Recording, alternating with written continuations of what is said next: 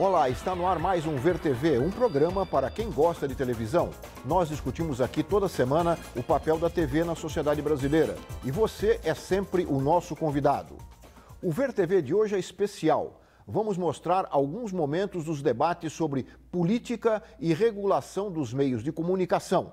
Nós começamos pelo programa Regulação da Mídia. A regulação da radiodifusão no Brasil começa em 1931, quando o presidente Getúlio Vargas promulga um decreto determinando a competência exclusiva do governo federal para regulamentar a telegrafia, radiotelegrafia e as atividades de radiodifusão. Mais de 30 anos depois, em 1962, é instituído o Código Brasileiro de Telecomunicações, que consolida a regulamentação da área de telecomunicações e radiodifusão no Brasil. Entre outras determinações, ele estabelece os prazos de concessão e autorização para as emissoras, 10 anos para a rádio e 15 anos para a televisão, renováveis indefinidamente. A partir de 1997, as telecomunicações, para serem privatizadas, deixaram de ser reguladas pelo Código de 1962. Mas para a radiodifusão, ele permanece em vigor até hoje. Em 1988, a Constituição Federal indica novos caminhos para a radiodifusão e descentraliza o poder de outorga de concessão dos serviços de rádio e TV. Hoje, essa tarefa é dividida entre o Poder Executivo e o Congresso Nacional. Entretanto, muitos artigos que tratam sobre o tema na Constituição ainda não foram regulamentados por lei específica.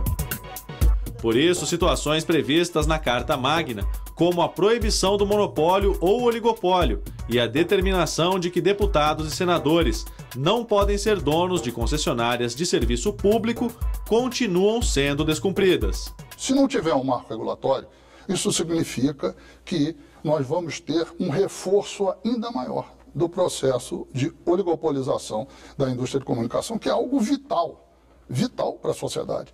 E uma questão curiosa é o seguinte, eu não falo de regulação da mídia, eu falo de regulação das comunicações eletrônicas. Isso tem a ver com o espectro eletromagnético. Explicando para os telespectadores, o espectro eletromagnético é por onde circula a radiodifusão e também, hoje em dia, por onde circula boa parte da telefonia, principalmente a telefonia móvel.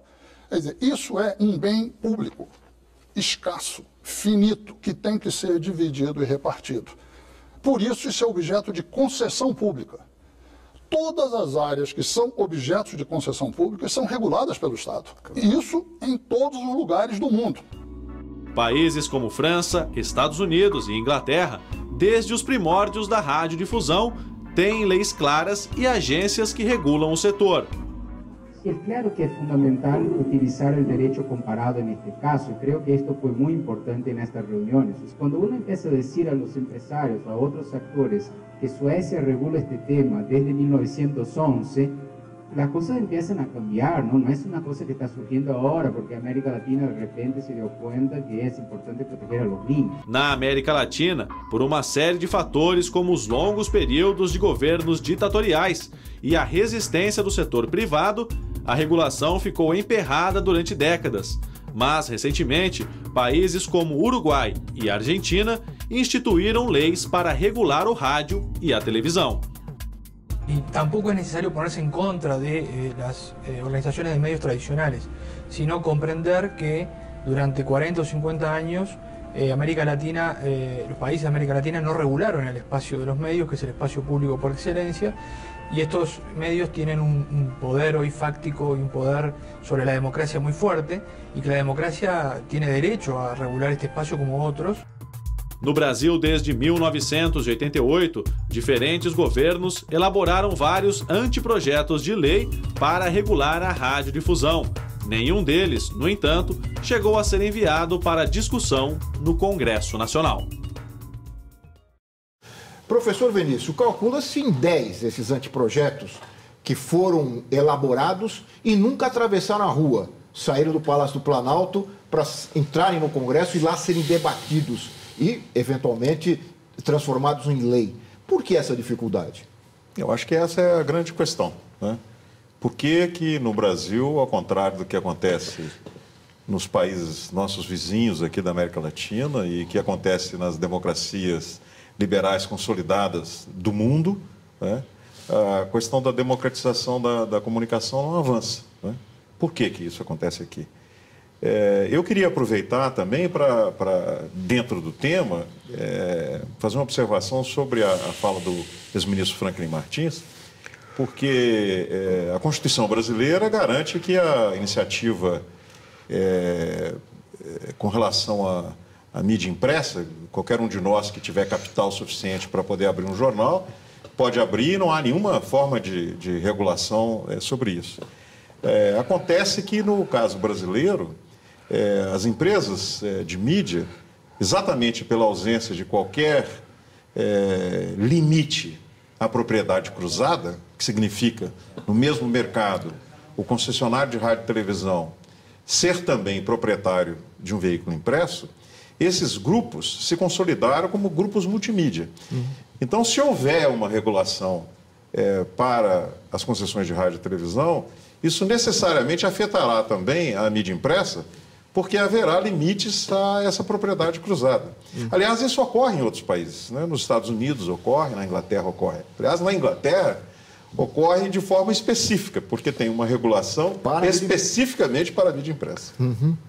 Deputada Luciana, o Congresso tem muita dificuldade, né, de debater esse tema.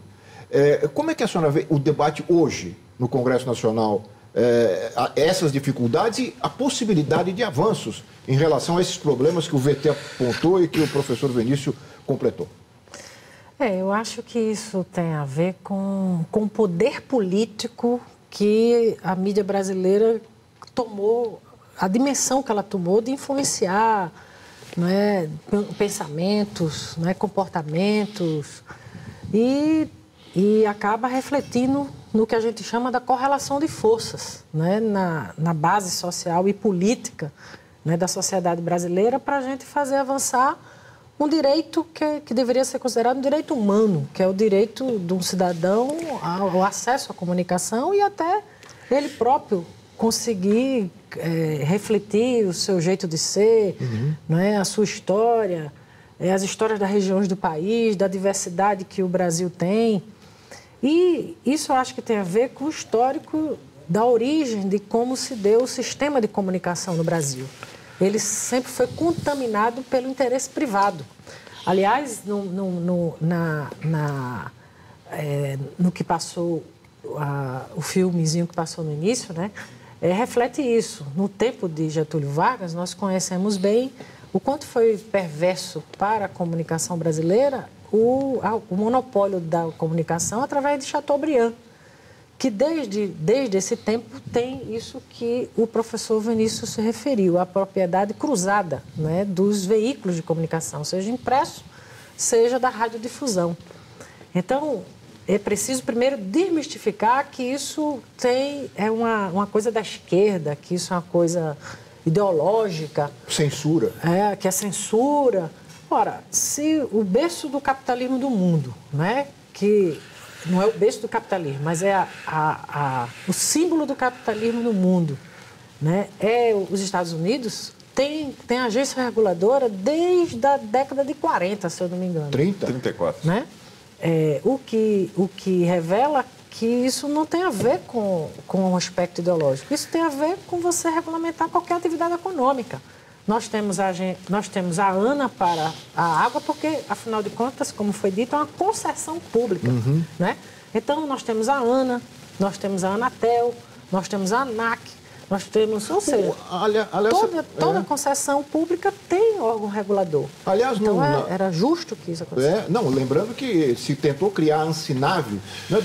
O professor Emiliano era deputado federal nessa época, quando se tentou criar a Ansinave. Gostaria também de colocá-lo aqui na conversa. Não, eu creio que a pergunta é mais do que própria, né? Por que esses projetos não seguiram para o parlamento? Falo na condição de ex-deputado também e de jornalista, mas acompanhei no Congresso o movimento existente no próprio Congresso, e fala do Congresso não com nenhuma atitude de desrespeito, porque considero a atividade legislativa mais do que essencial à democracia. Agora, o fato é que há um entrelaçamento de interesses, também não podemos imputar isso apenas ao Executivo, a qualquer Executivo, não estou discutindo nesse momento, mas aos dois poderes que tiveram, em momentos diversos, interesses comuns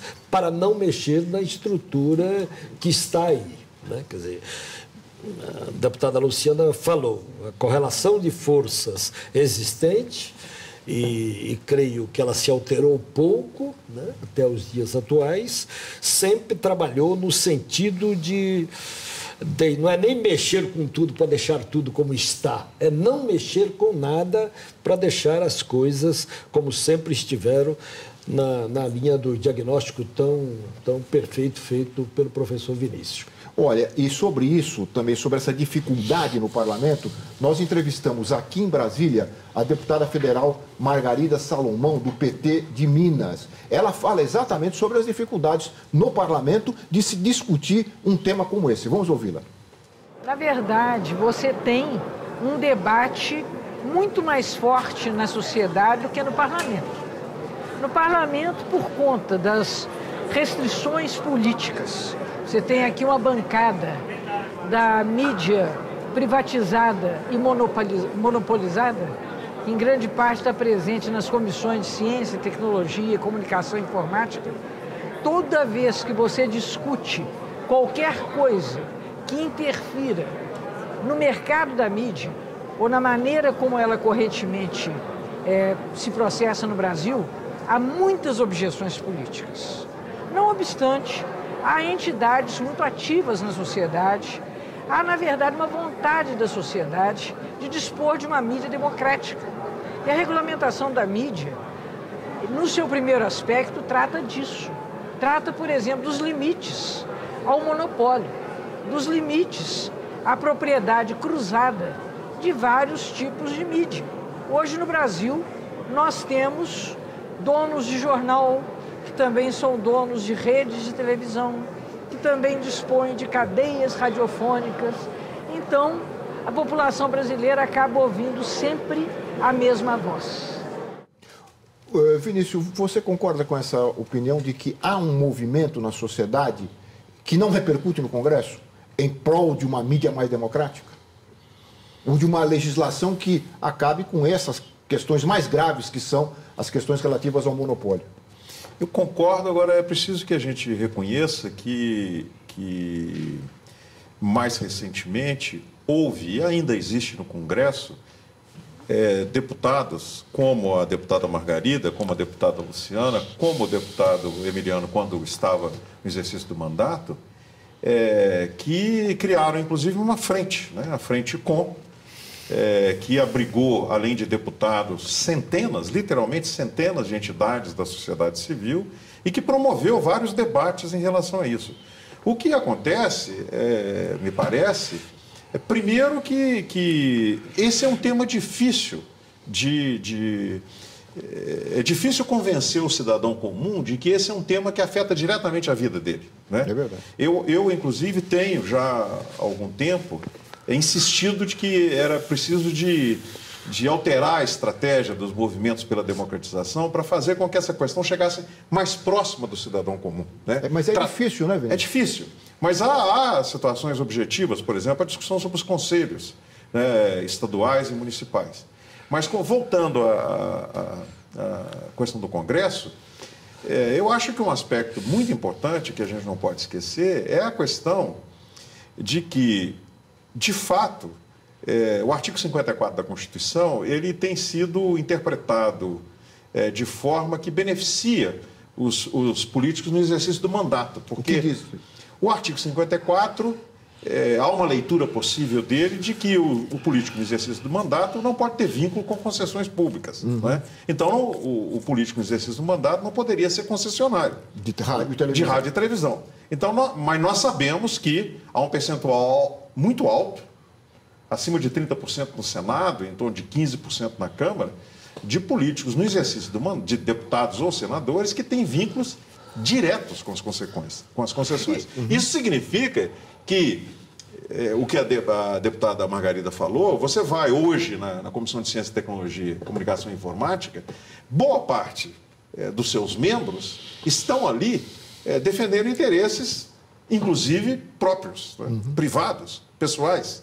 E há casos, inclusive, constatados em pesquisa, que deputados que são concessionários estão presentes e votam na renovação das suas próprias concessões. Nós vamos fazer um rápido intervalo neste Ver TV especial que discute política e regulação dos meios de comunicação. O Ver TV volta já.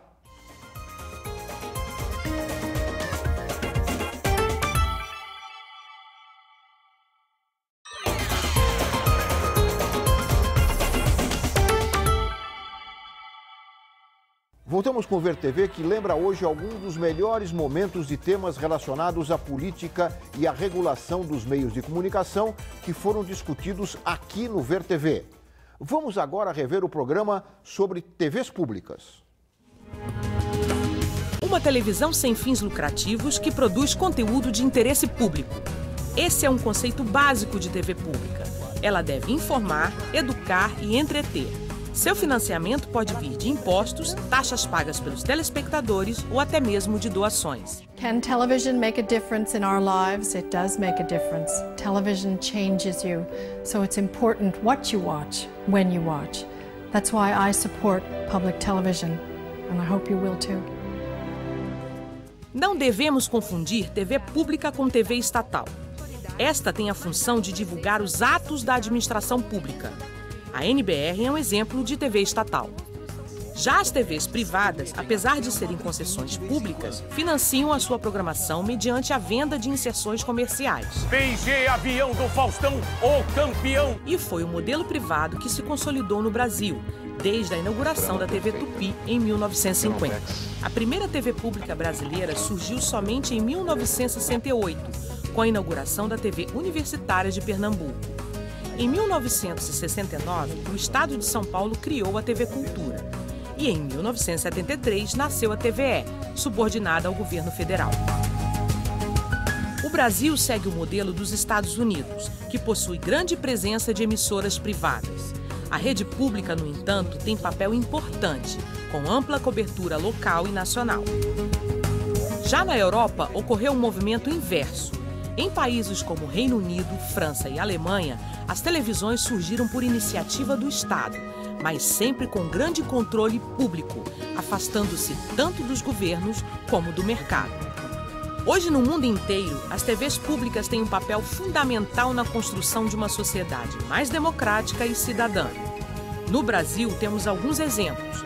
A TV Brasil, música, cinema, animação, arte, cultura, história, documentários, reportagens, séries infantis.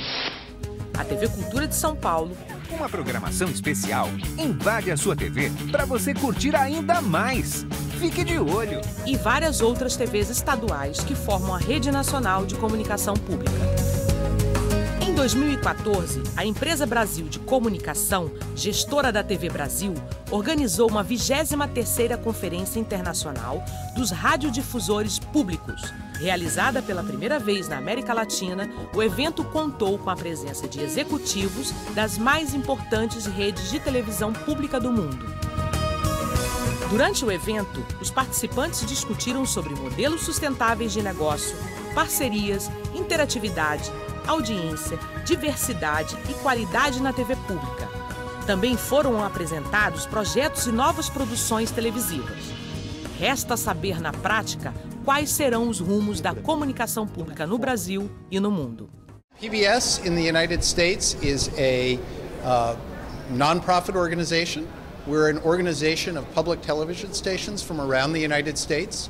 We have 355 stations all across the country, and they pay dues to PBS, and we get content for them.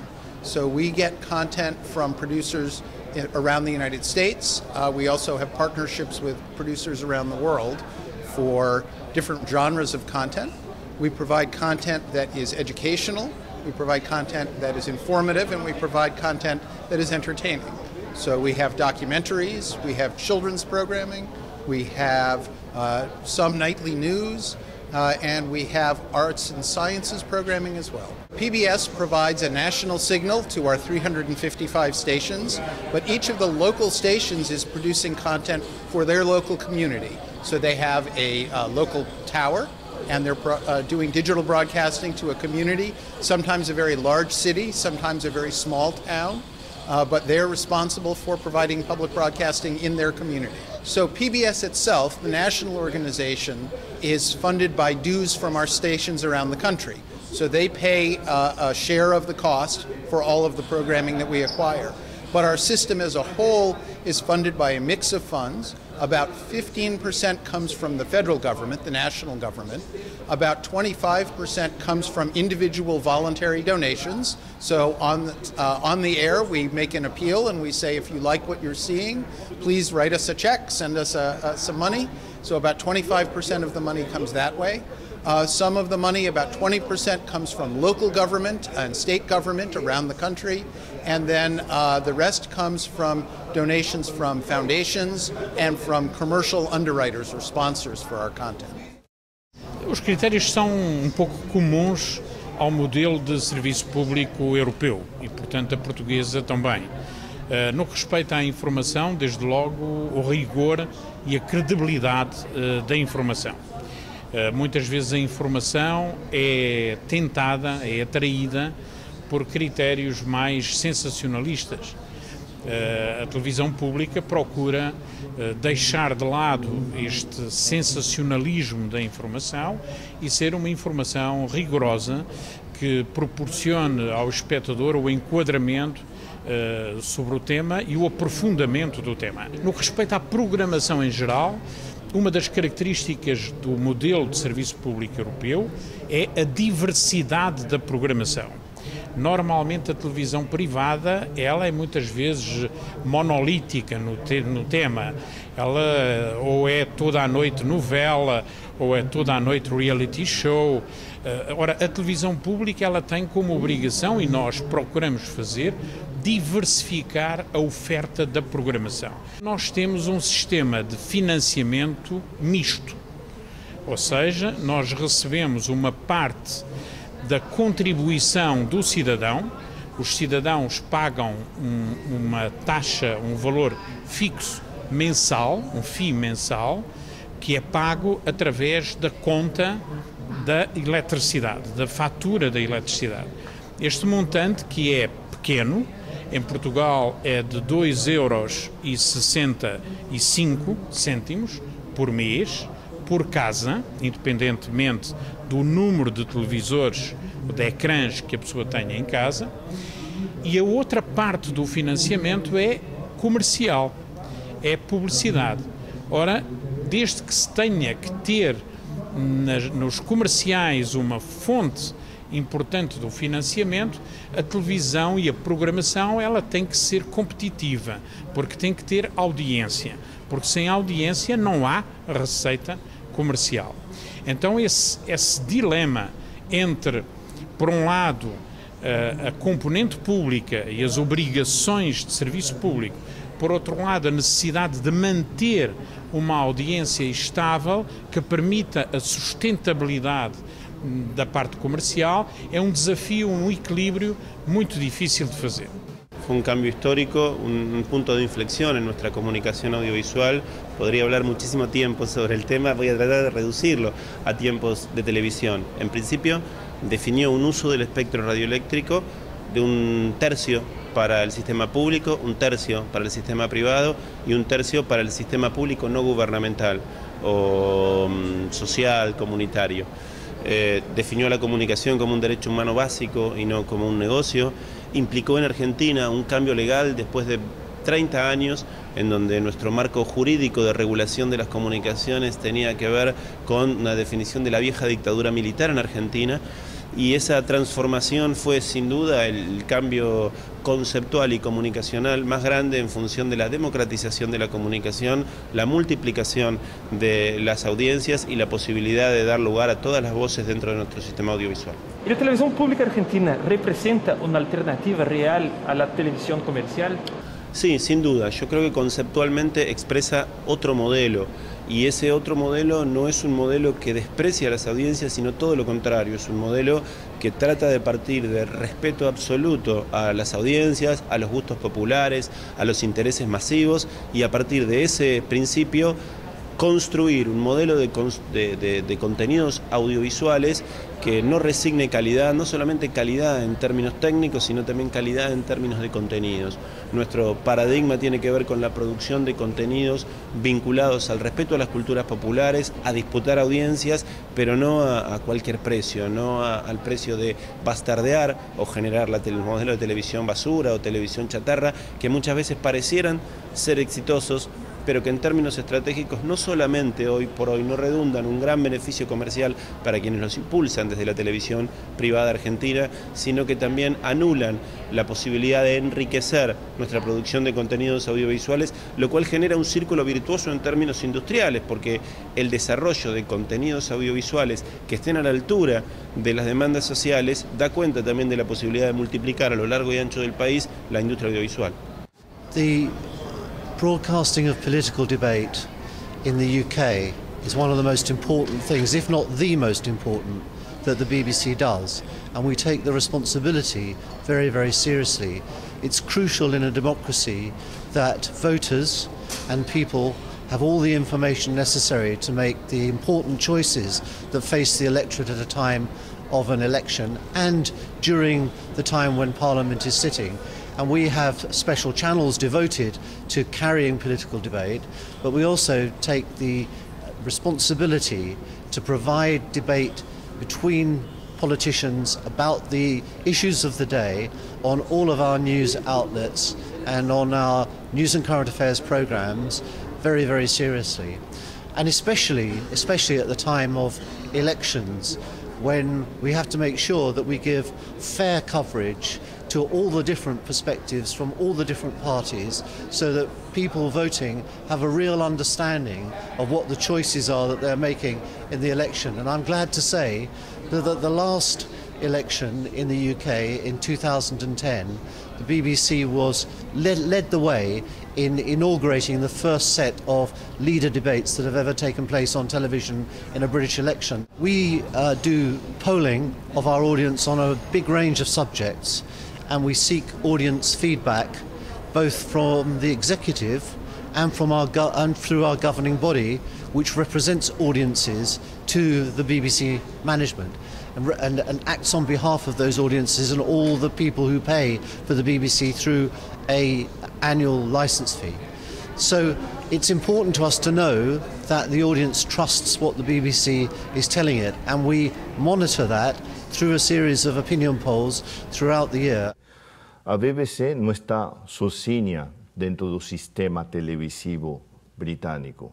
E o sistema televisivo britânico, em seu conjunto, quero dizer, a pública, a BBC e os operadores privados, estão dentro de umas regras de jogo que apuntam a que o serviço da televisão é um serviço público, independentemente de quem preste. Seja comercial ou privado. De quem tenha a concessão, exatamente, seja pública ou seja privada. Então, o que eu quero assinalar, que claro, sempre falamos da BBC, mas a BBC está dentro de um contexto onde as emissoras privadas, por exemplo, a ITV, também têm regulamentações muito estrictas em quanto à cobertura para campanhas, em quanto à cobertura informativa, e tem uma coisa muito importante, o caso inglês, que nós deveríamos aprender ou olhar, que é um órgão independente de controle do audiovisual, neste caso da Ofcom. Eu acho que são chaves a presença de órgãos independentes para controlar o conjunto do sistema televisivo, além da titularidade dos operadores. Independente de ser comercial ou privada, exato, ambas têm a missão. E aqui no Brasil também, de prestação de serviço público. As comerciais são concessões públicas. Pois é, só que elas não funcionam assim. Aí que está. O que é super interessante você está trazendo é essa questão, porque a gente pensa, puxa vida, aqui no Brasil a compreensão que as pessoas têm é que existe um único tipo de... Aliás, que existe uma televisão, ponto. Elas não conseguem perceber que existem 3 modalidades diferentes que, independente de qual modalidade que seja, tem que ter regras, né? E quando se fala em se construir uma regulação democrática da mídia, a mídia comercial interpreta isso, claro que a favor dela, dos interesses dela, como sendo censura. Hoje, por exemplo, os jornais estão mostrando isso com clareza. Né? Uhum. Então, é muito difícil, porque no caso brasileiro, quando a gente está, né, nesse processo de construir, digamos assim, a TV pública, que é recente, 2007, né? Ao lado de uma televisão comercial que tem 50 anos. Uhum. Né? Então, a TV pública brasileira ela acaba sendo tardia e ela enfrenta dificuldades tremendas, porque um está nascendo e o outro está consolidado até demais. Uhum. Isso também, lógico, né? O povo ele já tá acostumado, né, com a televisão comercial, com a Globo, principalmente o padrão Globo. Então, realmente é difícil, né? A gente tem até que elogiar a EBC, a TV Brasil, o esforço que ela, né, quase sobrenatural, para pôr os programas de interesse da população, certo? Porque a gente entende que a televisão é propriedade da sociedade, não do governo, de partido. Uhum. Né? Então, essa credibilidade é importante, né? Quando eu estive falando aqui sobre o declínio que as televisões públicas estão passando ao redor do mundo, tudo bem, é um declínio, mas elas continuam fortes, elas têm audiência forte, elas têm credibilidade forte. Aliás, isso nós falamos um pouco aqui da TV pública americana, PBS, que você lembrou que tem índices de audiência, embora ela tenha grande credibilidade, tem índice de audiência baixos. Na Europa é o contrário, né? Eu acho que vocês até podem comentar isso. Quer dizer, a televisão pública ainda hoje disputa... Continuam tendo... A liderança. Divide, por exemplo, na Inglaterra divide. Você lembrou a ITV, né, que é comercial, ela divide a audiência com a BBC. Uhum. Elas têm em torno de 43% até 45%. A França, a Inglaterra. Agora, muito desse, né, um certo declínio, eu coloco das TVs públicas, eu coloco isso um pouco localizado e circunstancializado. Na França, por exemplo, o combate que o Sarkozy fez do primeiro ao último dia à TV pública. Inclusive, ele tem ligações com os dirigentes das TVs comerciais, com os proprietários das TVs comerciais. Acho que na Itália, né, o Berlusconi, ele próprio, né, dono de uma rede, ele quase que dizimou a TV. Sim. Porque como governante ele controlava as emissoras comerciais e a pública. E a pública, as duas. E controlava puxando o tapete, né, complicando a vida dela. Por isso eu acho que é muito difícil fazer generalizações. Sim. Cada país tem seu próprio cenário. Por exemplo, agora, infelizmente, com a grande manipulação que existe na Espanha por parte da televisão espanhola, ela está caindo na audiência e agora são os operadores privados que surgiram nos anos 90 que estão liderando o rating da televisão em aberto. Diferente totalmente do caso da BBC em Inglaterra. Eu queria trazer aqui, por exemplo, o que os próprios cidadãos britânicos acham da BBC. Por exemplo, 2/3 dos britânicos consideram que a relação qualidade-preço, a taxa que eles pagam da BBC, é boa. E é uma das instituições britânicas mais respeitadas, junto com a rainha, a Libra, o Exército e a sanidade pública. Então, uma encuesta de opinião... Uma pesquisa. Uma pesquisa de opinião do ano 2010 revela que 77% dos britânicos considera que é uma instituição, a BBC, para sentir orgulho. Olha... Sem falar que o britânico, né, chama a BBC de tia Bebe. Né? Tipo, carinhoso. Faz, né, parte da família. Faz parte da família. Então, são gerações, né, de britânicos que todas as noites têm um encontro com essa tia. Né? Ela acaba virando família. E, aliás, esse apoio é importante, esse apoio da população à BBC, se mostrou de fundamental importância quando, nos anos 80, a então primeira-ministra Margaret Thatcher chegou a enviar uma lei ao Congresso para privatizar a BBC. Estava privatizando tudo, ia privatizar a BBC, coisa que não ocorreu porque houve uma grande manifestação popular contra, que repercutiu no parlamento e brecou. Ela conseguiu dobrar os mineiros, a Thatcher, mas ela não conseguiu dobrar a BBC. Nós vamos fazer um rápido intervalo e voltamos já com este Ver TV especial que discute política e regulação dos meios de comunicação.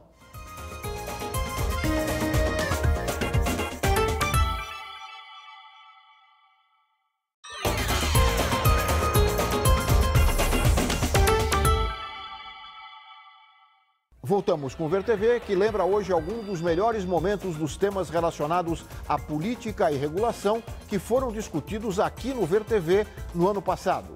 Vamos agora rever o programa sobre o aluguel do espectro da TV. No Brasil, o espectro eletromagnético, espaço por onde circulam as ondas de rádio e televisão, é uma concessão pública. Ele pertence à sociedade, cabendo ao Estado ocupá-lo diretamente ou conceder o seu uso a empresas privadas. Hoje são elas que ocupam quase todo o espectro e devem seguir algumas regras, como a que limita a venda de espaço publicitário a no máximo 25% do tempo da programação. As normas para o uso das concessões públicas estão na Constituição Federal e nas leis que regem a radiodifusão. As concessões são outorgadas para a prestação de um serviço público por um determinado período, 10 anos para o rádio e 15 anos para a televisão. Durante esse tempo, a propriedade das frequências não é transferida para as empresas e continua nas mãos do Estado, quando as emissoras arrendam seus canais a outras empresas ou grupos religiosos, estão, na verdade, negociando algo que não é delas. Fábio Conder Comparato, um dos mais importantes juristas brasileiros, é contrário à prática de subconcessão ou arrendamento do serviço público de radiodifusão. Na visão dele, alugar esses horários é uma prática ofensiva à ordem jurídica, pois a concessão pública não é um bem patrimonial que pode ser negociado. É uma lei de 1995 que exige que toda a concessão de serviço público seja feita mediante licitação. E mais, só pode haver subconcessão de serviço público quando no contrato original há uma previsão para tanto e mediante autorização expressa do poder público. Ora, quem faz arrendamento está, na verdade, fazendo uma subconcessão. E fazendo uma subconcessão sem autorização do Estado e simplesmente para ganhar dinheiro. Então já existe lei sobre isso especificamente. Seria o caso de dizer, né? A lei, ora a lei. Apesar disso, proliferam programas religiosos e exclusivamente comerciais. O Polishop, por exemplo, conta com diversos espaços de programas locados em outros canais abertos, como Rede TV, Band, Mix TV, Esporte Interativo, Rede Vida, Rede Gazeta, Rede Aparecida, Rede Brasil e Record News. 120 horas por dia na televisão. Aliás, em qualquer momento do dia, você dando uma zapeada em diversos canais de televisão, canais a cabo, canais abertos, você encontra a Polishop. A Igreja Universal do Reino de Deus é a que possui maior fatia do mercado paralelo ligado às concessões no Brasil. Além de ser proprietária da rede Record de televisão, aluga 22 horas diárias da grade da TV CNT e do Canal 21. Também compra espaço na programação da TV Bandeirantes e Rede TV. O Jefferson, o professor Comparato, ele deixou claro aqui na nossa primeira imagem, aqui na abertura do programa, que trata-se de uma prática ilegal. Apesar disso, há controvérsias. Surgem, e nós vamos mostrar aqui ao longo do programa, opiniões ainda que contrárias, né, a essa posição que considera esta prática ilegal. Qual é a posição do Ministério Público ou a sua, pessoal? Não, a posição do Ministério Público Federal, nós estamos fechados no sentido de que a prática é ilegal. Não só o arrendamento, mas mesmo a transferência, porque ele violaria, além do caráter pessoal, que tem toda a concessão, também violaria o princípio da igualdade que deve nortear as licitações. Porque, na verdade, quando é feita uma licitação, alguém sai vencedor, em razão das suas características pessoais ou daquela proposta que ele fez. Há uma proposta vencedora. E o arrendamento, na verdade, ele acaba, digamos, fraudando esse resultado da licitação. Então, a posição do Ministério Federal é que tudo isso é ilegal. Você poderia definir e explicar para o telespectador a diferença entre arrendamento e transferência? Sim. Existem alguns casos que nós verificamos em que quem recebeu a outorga, ele faz a transferência para um terceiro que não participou da licitação ou mesmo saiu perdedor, às vezes sem anuência até do poder concedente. A posição do Ministério Federal é que mesmo com essa anuência, isso não seria possível, porque violaria o caráter, digamos, o princípio da igualdade na licitação. Agora, além desses casos em que há uma transferência, nós temos outros casos em que há alocação de espaço ou arrendamento.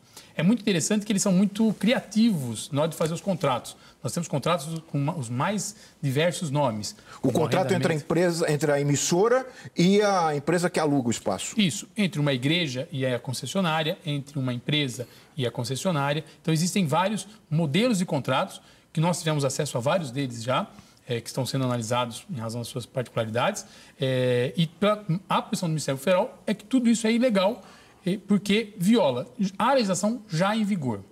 Eu até entendo que existe alguma divergência, porque para alguns seria necessário legislações específicas em relação ao tema. Não é a nossa posição. Nós entendemos que a legislação já vigente, que trata das concessões e das licitações, é aplicável também aos canais de TV, a essas concessões, às outorgas de televisão. Bia, saindo do lado jurídico, indo para o lado mais político, você inclusive participou daquela audiência pública recente na Câmara dos Deputados sobre esse tema. Vocês vêm discutindo isso há muito tempo. Quer dizer, como é que vocês veem esse debate? Ele sensibiliza os poderes públicos, ele sensibiliza a sociedade. Eu acredito que para a sociedade é mais difícil, porque ela se informa pela televisão e a televisão não conta essa história. Mas como vocês veem essa questão política? Bom, acho que primeiro acho que é importante a gente afirmar que essa prática vem se consolidando, quase como um modelo de negócio de uma parte significativa de emissoras que vendem fatias da sua grade de programação como forma de arrecadar recurso para a sua sustentabilidade.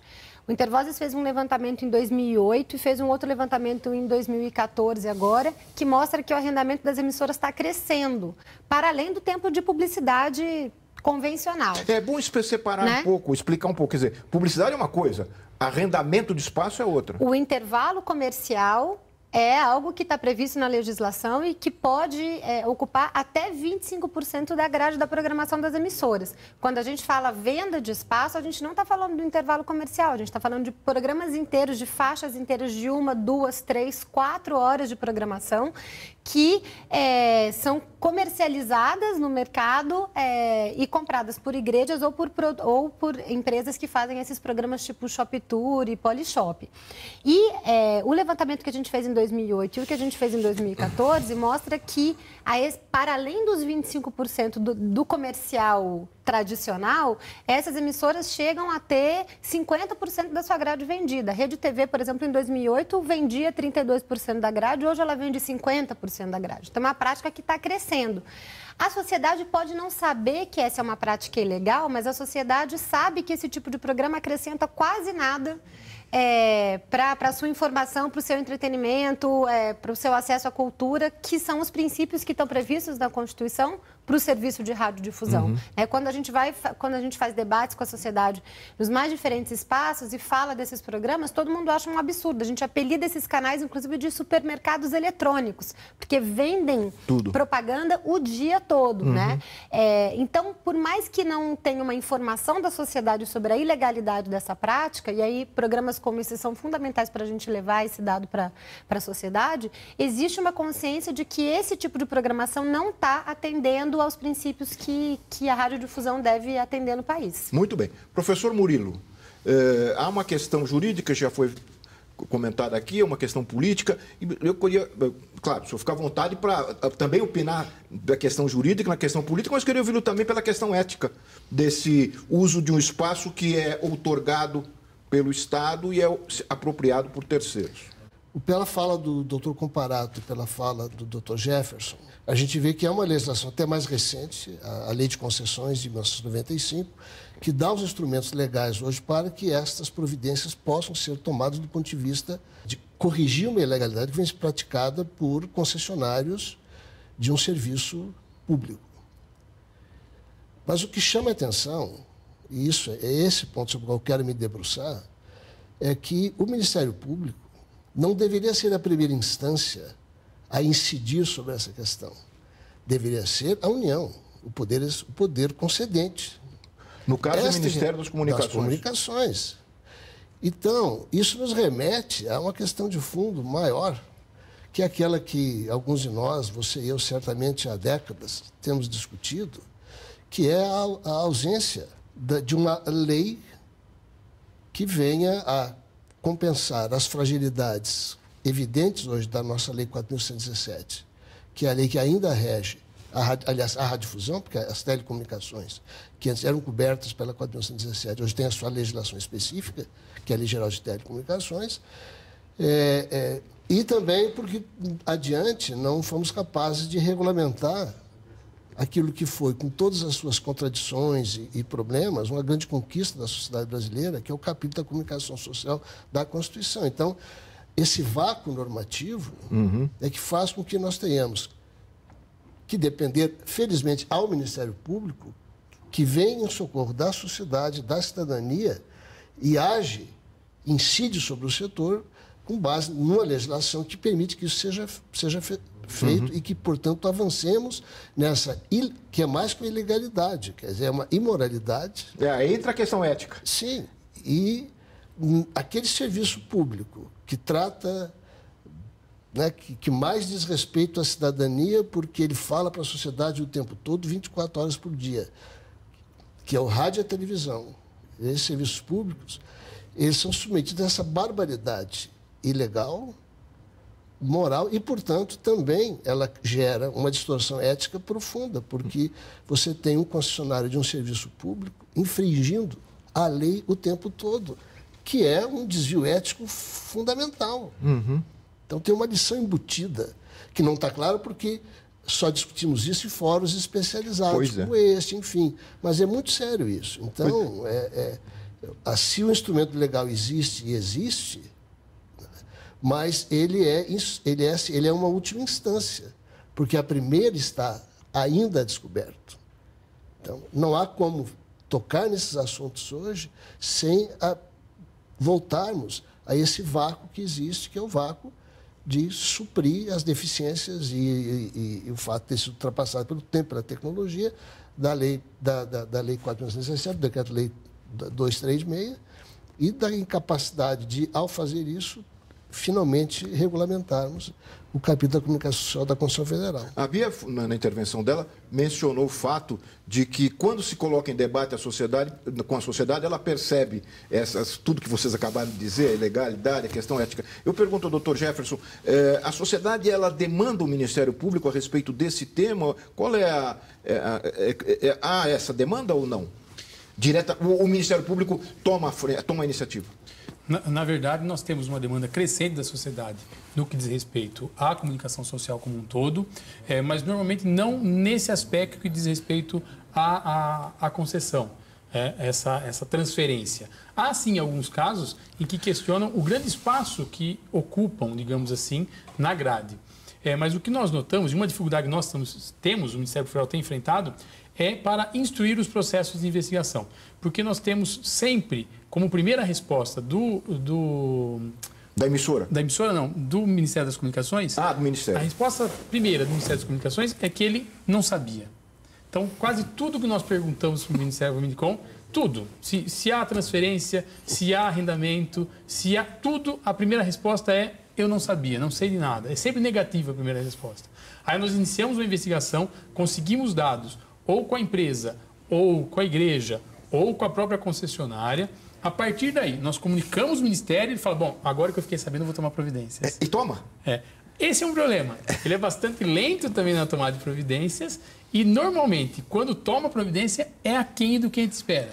A título de exemplo, nós identificamos uma determinada pessoa que tem um excesso de outorgas, no caso de radiodifusão, e questionamos. E aí o Ministério falou, eu não sabia. Nós conseguimos as fichas cadastrais na junta comercial, provando que a pessoa tem excesso de outorga, comunicamos. Falou, olha, tem excesso de outorgas. Aí o Ministério falou, não, fique tranquilo que eu vou obrigá-lo a vender algumas das outorgas. Falou, não é para obrigar a vendê-lo. Veja, ele não podia ter outorgas. As outorgas precisam ser retiradas Porque o ato é nulo desde o início. Pela concentração. Pela concentração. Elas precisam ser cassadas, essas outorgas, e feitas novas licitações. Porque se a pessoa ela não pode se locupletar pela sua ilicitude.